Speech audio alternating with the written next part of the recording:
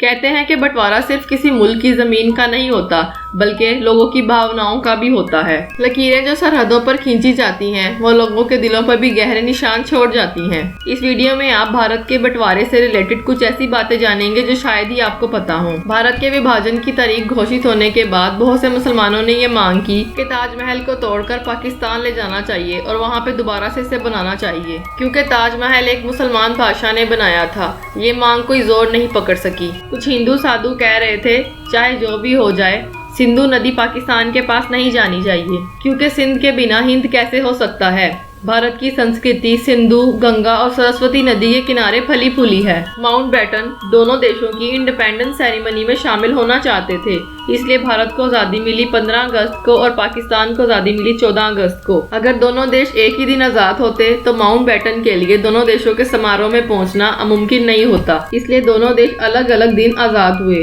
पाकिस्तान एक अलग देश बना था, उसकी अपनी कोई करेंसी नहीं थी। 1948 तक पाकिस्तान ने भारतीय नोटों पर अपनी मोहरें लगाकर भारतीय करेंसी यूज की थी। 1948 के बाद पाकिस्तान में पाकिस्तानी रुपीस का इस्तेमाल होना शुरू हो गया था। जैसे एक परिवार में दो भाइयों का बंटवारा होता है और घर में मौजूद एक एक चीज को बांटा जाता है, इसी तरह भारत पाक बंटवारे के दौरान भी जमीन के साथ साथ और भी बहुत कुछ बांटा गया था। सिक्के, नोट, साइकिल, कुर्सियाँ, टेबल, टाइपराइटर, लाइब्रेरी में मौजूद किताबें और इंसाइक्लोपीडिया ब्रिटानिका को भी बांटा गया था। कुछ भारत के हिस्से में आया और कुछ पाकिस्तान के।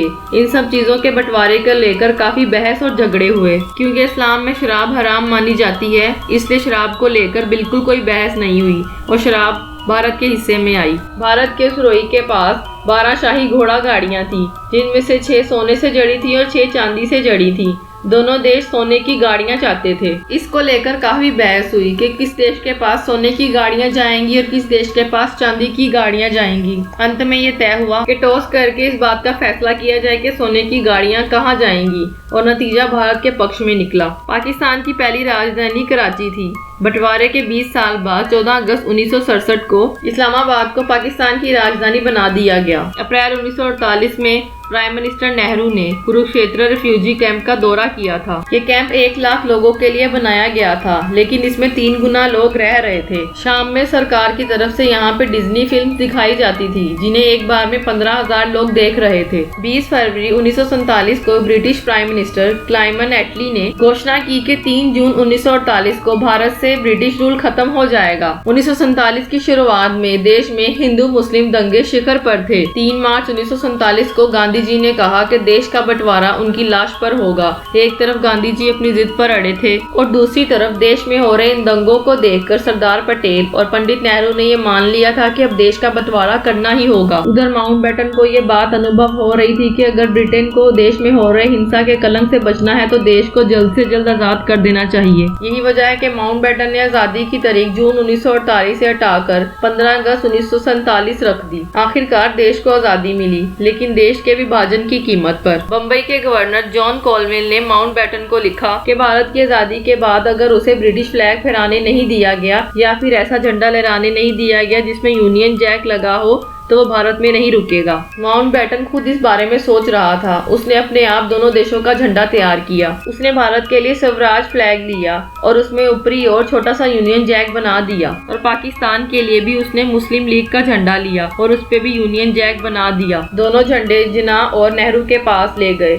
जिन्ना ने कहा कि पाकिस्तान के लिए हम इस झंडे को नहीं ले सकते, क्योंकि चांद के साथ क्रिश्चियन क्रॉस मुसलमानों की भावनाओं के लिए ठीक नहीं है। पंडित नेहरू ने भी झंडे को स्वीकार करने से इनकार कर दिया और माउंटबेटन को एक नया डिजाइन भिजवाया, जिसमें बाकी हिस्सा तो स्वराज फ्लैग जैसा ही था, लेकिन चरखे के स्थान पर अशोक चक्र बनाया गया था और उसमें यूनियन जैक नहीं था। माउंटबेटन के पास दोनों देशों के झंडे अपनाने के सिवा कोई और चारा नहीं था। इस तरह ब्रिटिश फ्लैग को पूरी तरह से विदा कर दिया गया। माउंटबेटन ने जितना समय दोनों देशों के झंडे तैयार करने में लगाया, उतना समय दोनों देशों की समस्याएं हल करने में नहीं लगाया। बंटवारे में कितने लोग मारे गए और कितने लोगों ने अपना घर छोड़ा, इस बारे में प्रामाणिक रूप से कुछ भी कहा नहीं जा सकता, लेकिन ये अंदाजा लगाया गया है कि करीबन 2 लाख से लेकर 20 लाख लोग मारे गए थे और करीब 1 करोड़ 40 लाख लोगों ने अपना घर छोड़ा था। इतना भयानक मास माइग्रेशन दुनिया में पहले कभी नहीं हुआ। बंटवारे के दौरान अगर किसी की सबसे बुरी दुर्दशा हुई थी तो वो बच्चे और महिलाएं थी।